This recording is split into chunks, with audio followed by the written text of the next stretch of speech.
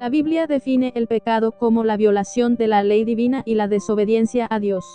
Cuando Adán desobedeció a Dios, su naturaleza interior cambió por su pecado de rebeldía, causándole la muerte espiritual y la corrupción, la cual se transmitiría a todos sus descendientes. No somos pecadores porque cometemos pecados, al contrario, cometemos pecados porque somos pecadores. Esta es la situación que se llama el pecado original. Así como recibimos rasgos físicos de nuestros padres, también recibimos nuestra naturaleza pecaminosa de Adán.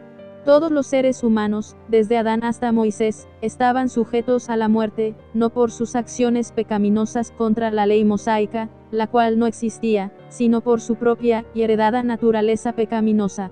Después de Moisés, los seres humanos estaban sujetos a la muerte tanto por el pecado original de Adán como por el pecado personal por quebrantar las leyes de Dios.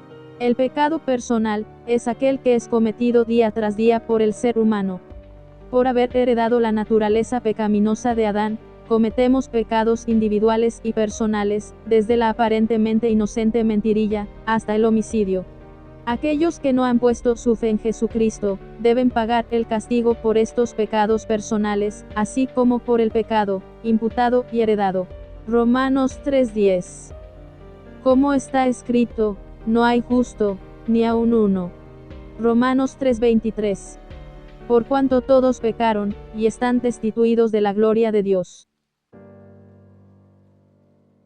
Dios aplicó este principio de imputación para el bien de la humanidad, cuando Él cargó el pecado de los creyentes, sobre Jesucristo, quien pagó la condena por el pecado, la muerte en la cruz.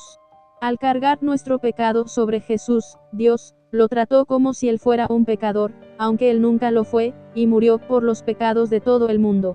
Es importante entender que el pecado le fue cargado a Él, pero Él no lo recibió de Adán. Él sufrió la condena por el pecado, pero Él nunca fue un pecador. Su naturaleza pura y perfecta no fue afectada por el pecado. Él fue tratado como si hubiera sido responsable de todos los pecados que la humanidad hubiera cometido, aunque Él no cometió ninguno. Por el contrario, Dios imputó la justicia de Cristo a los creyentes y acreditó a nuestras cuentas su justicia, así como Él le acreditó nuestros pecados a Cristo. Todos somos condenados 3 veces debido al pecado heredado, al pecado imputado y al pecado personal. El único castigo justo por este pecado es la muerte, no solo la muerte física sino la muerte eterna. Afortunadamente, los pecados heredados, imputados y personales, han sido crucificados en la cruz de Jesús, y ahora por la fe en Cristo Jesús como el Salvador, tenemos redención por su sangre, el perdón de pecados, según las riquezas de su gracia. Efesios 1:7. Romanos 5:8. Mas Dios muestra su amor para con nosotros, en que siendo aún pecadores, Cristo murió por nosotros. Segunda de Corintios 5:21.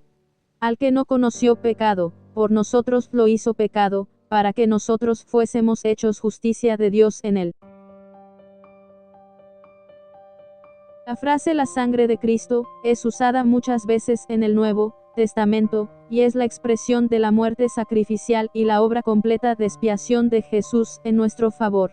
Las referencias a la sangre del Salvador incluyen la realidad de que Él, literalmente se desangró en la cruz, pero más significativamente que derramó su sangre y murió por los pecadores. La sangre de Cristo tiene el poder de expiar un número infinito de pecados cometidos por un infinito número de gente, a través de los siglos, y todos aquellos que ponen su fe en esa sangre, serán salvados. Hebreos 9:22. Y casi todo es purificado, según la ley, con sangre, y sin derramamiento de sangre, no se hace remisión. Colosenses 1:14. En quien tenemos redención por su sangre, el perdón de pecados. La salvación bíblica se refiere a nuestra liberación de las consecuencias del pecado y por lo tanto, implica la remisión del pecado. Solo Dios puede quitar el pecado, y liberarnos del castigo del pecado. Dios nos ha rescatado a través de Cristo. Específicamente, fue la muerte de Jesús en la cruz y su subsiguiente resurrección lo que logró nuestra salvación. La Escritura es clara en que la salvación es el bondadoso e inmerecido regalo de Dios que solo está disponible a través de la fe en Jesucristo. ¿Cómo recibimos la salvación? Somos salvos por la fe. Primero, debemos oír el Evangelio, las buenas nuevas sobre la muerte, sepultura y resurrección de Jesucristo. Después, debemos creer, confiando totalmente en el Señor, Jesucristo. Esto incluye el arrepentimiento, un cambio de mentalidad acerca del pecado y de Cristo, y el confesar el nombre del Señor. Efesios 2:8-9. Porque por gracia sois salvos, por medio de la fe, y esto no de vosotros, pues es don de Dios, no por obras, para que nadie se gloríe. Gálatas 2:16. Sabiendo que el hombre no es justificado por las obras de la ley, sino por la fe de Jesucristo, nosotros, también hemos creído en Jesucristo, para ser justificados por la fe de Cristo, y no por las obras de la ley, por cuanto por las obras de la ley, nadie será justificado. Romanos 3:25. A quien Dios puso como propiciación por medio de la fe, en su sangre, para manifestar su justicia, a causa de haber pasado por alto, en su paciencia, los pecados pasados.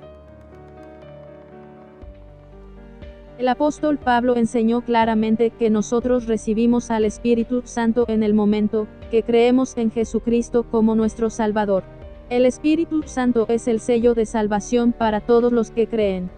Los creyentes han sido liberados de la condenación eterna del pecado, el infierno y la muerte espiritual.